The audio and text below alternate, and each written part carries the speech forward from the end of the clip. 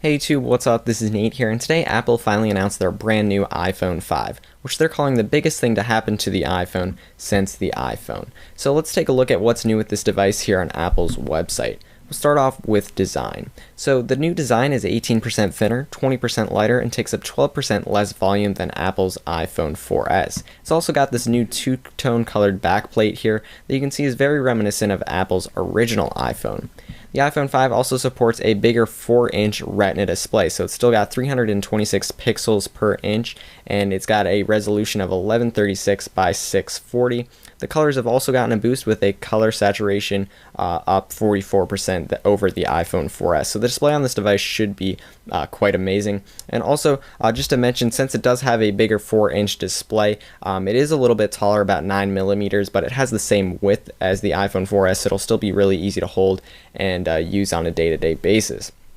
Next up is ultra-fast wireless. So Apple is now including technology for LTE now in the iPhone 5. So you're going to be able to use it here in the United States on AT&T, Sprint, or Verizon's network. LTE I've been using on my third generation iPad and some of my Android devices, and the difference between LTE and 3G is pretty much like light and day. It makes using data that much faster, and it's a really great experience.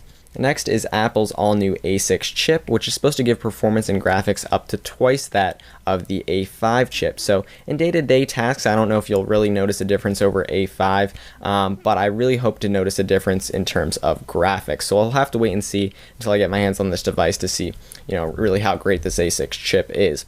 Also, in terms of battery life, it's going to get 8 hours of LTE browsing time, 8 hours of talk time, and 10 hours of video playback.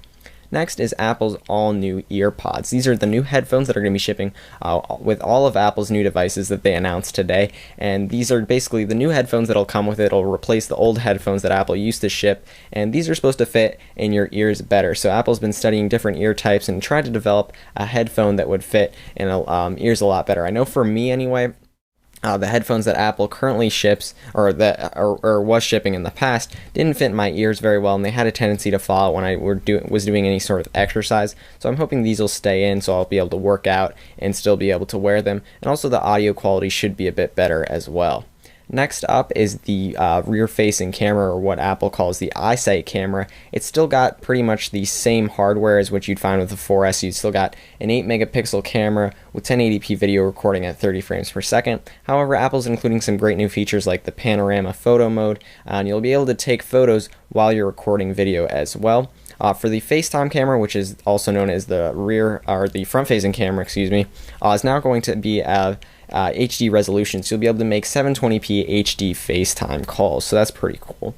And last but not least is Apple's all-new Lightning dock connector. You can see it's quite a bit smaller than the 30-pin dock connector that you would find on any iOS device today, and the reason Apple is doing this once again is just to save space on the inside of the device, just like they did with the Nano SIM card. You've also got the headphone jack moved here to the bottom, and sort of a redesigned speaker grill there as well that should provide some better audio quality. So if you guys have any older 30-pin dock connector accessories that you still want to use with your new iPhone 5, you'll be able to purchase an adapter that Apple will sell. It's going to be it's supposed to be $29 and will be available on Apple's online store. And you can see what the cable looks like here. It's still got that USB then at the other end.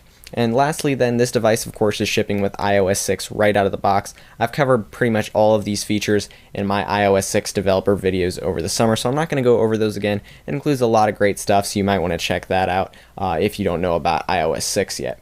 And so lastly, we're going to take a look at pricing here. So comparing the iPhone 5 models, they've got the iPhone 4, the 4S, and the iPhone 5. So Apple's removed of the iPhone 3GS. You won't be able to buy that anymore. But now the iPhone 4 is available for free, the 8GB model with a 2-year contract. You can get the 16GB model of the iPhone 4S for $99, and then for the brand new iPhone 5 you got the same price points with 16GB at $199, 32GB at $299, and 64GB at $399. So in terms of release date and availability, you'll be able to pre-order this device on Apple's online store starting September 14th. And it should also be available at AT&T, Sprint, and Verizon's websites, and then the device will officially go on sale on September 21st. So all in all, I'm really impressed with this device. Apple's pretty much upgraded every aspect of the iPhone from the 4S to the iPhone 5. However, the event itself was a little bit disappointing to me because all the rumors and the leaks that we've seen from tech websites pretty much showed us everything that we were going to see at this event today. So there weren't really any big surprises. So let me know what you guys think about this phone in a comment down below. Let me know if you guys are thinking about picking it up, and I'll see you guys in the next video.